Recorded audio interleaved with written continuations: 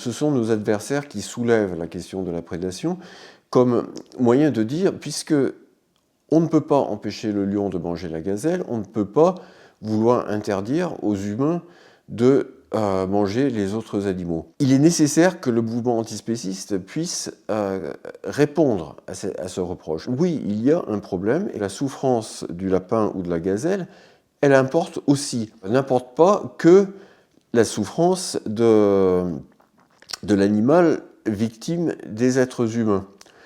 Si la souffrance de la gazelle importe, il y a un problème de solidarité avec la gazelle. Le lion va, au cours de sa vie, tuer des centaines de gazelles. Est-ce qu'il est juste de laisser le lion faire cela? Soulever ce problème et répondre que oui, on devrait, dans l'idéal, changer la nature et que on doit commencer à réfléchir, à se mettre dans la perspective de changer la nature dans la mesure du possible, c'est la seule réponse, je pense, qui soit crédible et qui permette de montrer que nous prenons réellement au sérieux la question de la souffrance des animaux. La réponse qui est souvent donnée par des animalistes consistant à dire « ce n'est pas notre problème, il y a la nature d'un côté et il y a l'humanité de l'autre côté », c'est une réponse qui reproduit la division traditionnelle spéciste entre nature et humanité, qui consiste à vouloir en faire deux mondes. Un monde des humains qui serait isolé des autres animaux. L'antispécisme implique au contraire de considérer que les questions d'espèces, de différence d'espèces, ne font pas une différence morale fondamentale.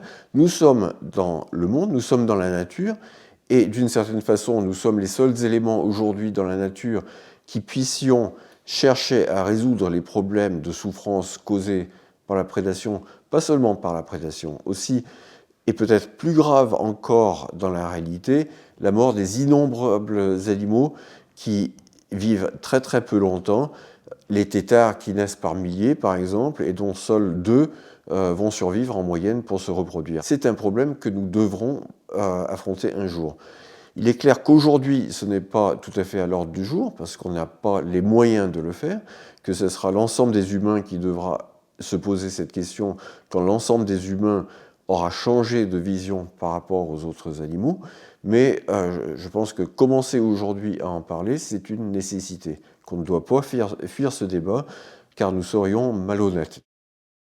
La question paraît risible à certains, mais la question même de parler d'abolir les abattoirs paraissait risible à beaucoup de gens. Ce n'est qu'en parlant des questions qu'on peut avancer.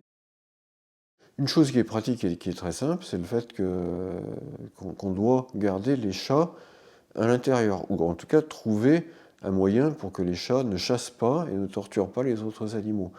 Il est clair que ça va à l'encontre des désirs des chats, en tout cas des chats qui aiment sortir et qui aiment chasser.